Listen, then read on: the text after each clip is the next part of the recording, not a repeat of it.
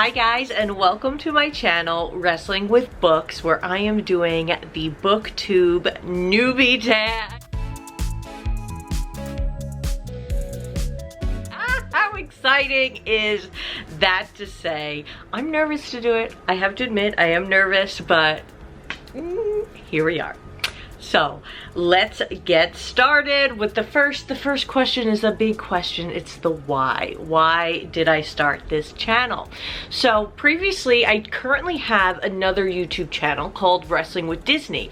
It was originally started because I'm obsessed with Disney pins, Disney trips, Disney merch, and it was this fun place to talk about Disney, and I talk about wrestling too. I'm a huge wrestling fan.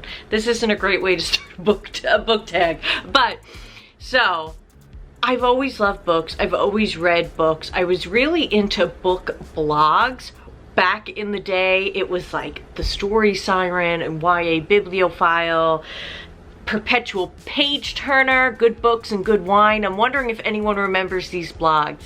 And you know, I fell out of the blogs, and then one day I was like, maybe, so that's my cat. Maybe this exists online, and then found BookTube and fell in love with all these channels and talking about books with other people. And I started to incorporate that on my Disney and wrestling channel, but it just didn't feel as aligned and connected, and it was something I was really thinking about for a while. Should I split the channels? Will that be too hard? What am I gonna do? And then a channel I really love, Reading Riley, Elizabeth had messaged me and said, you know, you should just try to make a BookTube channel. You're kind of funny. And that was like a big moment for me. Whoa, that was Buster again. That's gonna happen all the time, and it's okay. It's him and I here. So that's why I started this channel. Long-winded answer, but really the overall message is because I love to talk about books. I love to hear other people talk about books, and it helps me to love reading even more when I can share it with other people. Next question is, what are some fun and unique things you can bring to BookTube? So I think, you know, I'm going into it just wanting to be myself, and that's why I had started the other channel too, and why I want to do this. A big part of my journey, I think, has been, I know I sound so cliche, my journey has been like being okay. Oh no! Being okay with being myself, you know? Being okay with being me. We're a little up close now, but this way I can watch the camera a little better.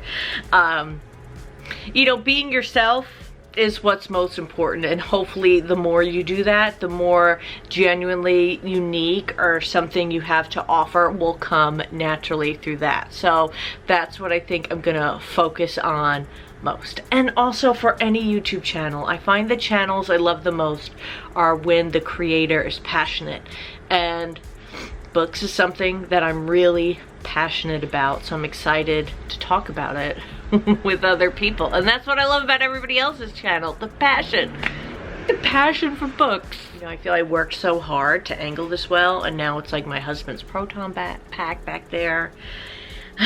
Okay, what am I most excited for about this new channel? I think, you know, I've been in the safety net of posting my book comments on Disney YouTube, but now I feel like I'm gonna really meet more avid readers, so that's exciting. It's scary, you know, what if they hate everything I have to say? But I think that's part of just learning to be comfortable with being yourself, you know, and I'm just so excited to review books, talk books, connect with other people who love books. I think it's gonna be a blast. There's just so much I want to do and say. Why do you love reading? I think reading is just a great, other than napping, right?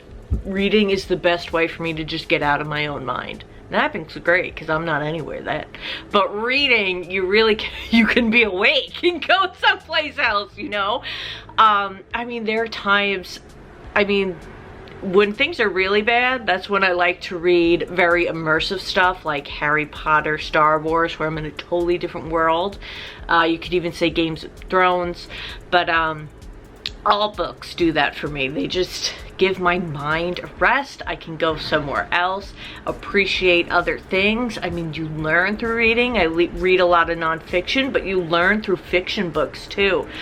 It's just, how do you describe your passion? You know, how do you just, like, why do you like music? Because it makes me feel good. It takes me someplace else. The same goes for reading. It just takes you someplace else. But I think the second layer of it has been through YouTube and Goodreads, Instagram, NetGalley, Facebook groups, is connecting with others who share it. Like, a passion is fun, but then when you meet other people who share that passion, it like puts it on hyperdrive, and that's really what I love about reading. What book or series got you into reading? The first series I ever read and loved was the Little Sisters Babysitters Club. So that's not the Babysitters Club, but it's Karen, who is Christy's stepsister. It's from Karen's POV, point of view, and she starts her own, you know, little club and has a book series, and I loved those books. I kind of wish I kept them. They have them available now as graphic novels, but when I started watching the Babysitters Club on Netflix, I was like, I need Karen back in my life. So that was my first love of reading. I mean, even before that, my mom had signed me up for a Dr. Seuss Book of the Month club as a kid, and I loved getting those every month. I thought it was really cool, and I think that's when the excitement of a book in the mail started for me. And then as I got older, I would read during the summer. I remember reading Sisterhood of the Traveling Pants. That was one I really loved. And then I got a job in high school and college where I would call people about their bills. And there weren't really, like, cell phones weren't like they are now. You could text, but like, so I would read during that. That's when I got really into chick lit, you know, Bridget Jones, stuff like that, Marianne Keyes. And then when college was done, I was like, wait, I can pick what I want to read for leisure the whole year. And that's when I kind of really went into more of hyperdrive about it. After college, I did experience some depression. I am a cancer survivor, so it was after that period. And going on to book blogs, YouTube was very new, so there were some booktubers who would do, or book bloggers really, who would include a YouTube link in their page for a series called What's in My Mailbox. And every Monday they would share all the books and arcs they received. And going to all those book blogs, seeing those videos, really gave me something when I didn't feel like I had anything to give. So that's really not answering the question, but it's just part of my journey of how I got here and how, you know, tapping into what others are saying about books have always been a part of my life. So, what questions would you ask your favorite booktubers? I would ask them, my catty's thinking about doing something. How do you handle not giving good star ratings? Like, it's really hard because on NetGalley reviews, it's like, yeah, I like the book, but it wasn't like a 4 or 5 star book for me. But then I feel bad having a nice review and, you know, only 3 stars. So I would ask about that. If you have any thoughts about it, you know, please comment in. I'd love to know how you grapple with that, because I do respect the art of writing so much that you don't want to be like, you know, I don't want to give 5 stars to like a good, it was good, you know, a good cozy mystery, but at the same time, it's not a 5-star read. So how do you grapple that? Like, I just struggle with that. And I would ask for the ones who, there are some I follow who do this full time, and I would ask, what is that like? Do you pinch yourself every morning being like, I get paid to read? She's gonna go up. He has no respect for a Dollar Tree fall display. Absolutely none. What challenges do you think starting a BookTube channel will be the hardest to overcome? So with any channel, you know, when I started my first one, it was fear of recognition, like fear of people I know in real life seeing it, fear of he's up there, fear of judgment, fear of my cat knocking everything over. He's going for the fake flowers. Darn it, bust. So if you notice the proton pack in the back and a cat named Buster, are you piecing it together? My husband is obsessed. Don't eat that with Ghostbusters. Oh, Johnny. And I call him Johnny for fun. I don't know. Do you have a name that you call your cat that has nothing to do with your cat's name? Okay. You know, I bought this for him, but not for him to eat. So, yeah, that was a lot just there. My cat's named Buster, but I call him Johnny. My husband's obsessed with Ghostbuster. You know, these are the challenges. Being accepted for who you are, but wanting to really be who you are. But I'm feeling good about it. Oh, look at his white little mitts. Just love him so. Okay, when did you start reading? So I did cover that with the babysitters, the little sisters babysitters club. Where do you read? So the bulk of my reading is done at nighttime before bed with the Kindle. I love the Kindle. I am a Kindle person. Okay, I love it for a few reasons. When I used to work out of the home, I would read during my lunch break. It was much easier to eat while not turning pages. So I could eat and read. It was easy. Second is that you can read in the dark much easier with the Kindle. The third is it's so easy to obtain books, whether it's for rent, for purchase, for review. So easy. And yeah, I just like to read lying down in bed, and I find that he's back. The Kindle is the easiest thing for it. You little. So, but I like to read. I have audiobooks I do, and that inspires me to do more walking, which I've been trying to focus on. I'm participating in this challenge by Virtual Running Club. It's the whole year round. It's the Get to Sesame Street challenge, and every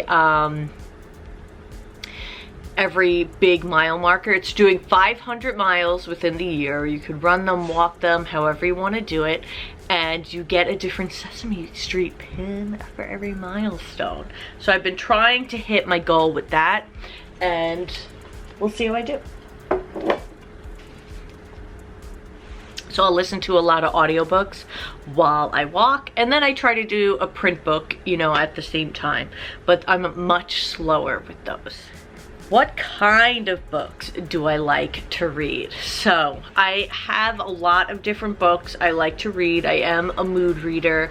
I like to read young adult books. I like to read women's fiction or regular fiction books, mysteries, thrillers, etc. I love political fiction books too, like The President is Missing by Bill Clinton and James Patterson.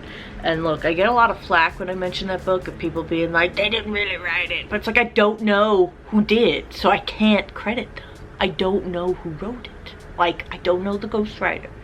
So I have to say that. James Patterson, the author of literally every other book, wrote that one too.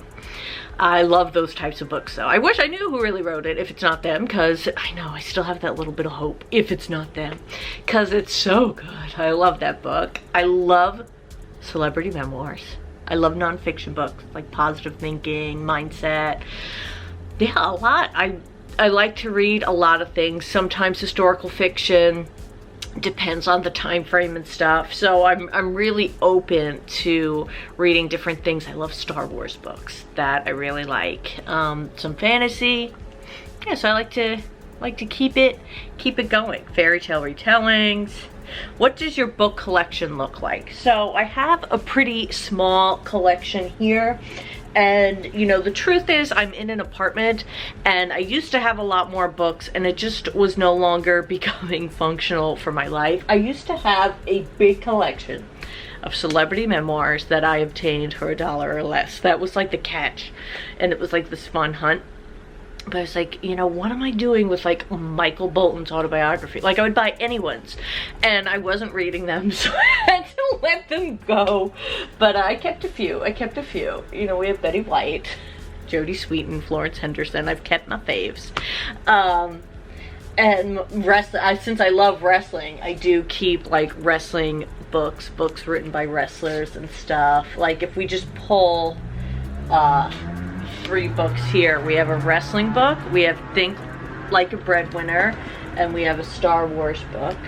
So that's a bit of a glimpse. And here we have some Disney retellings from the Twisted Tale collection.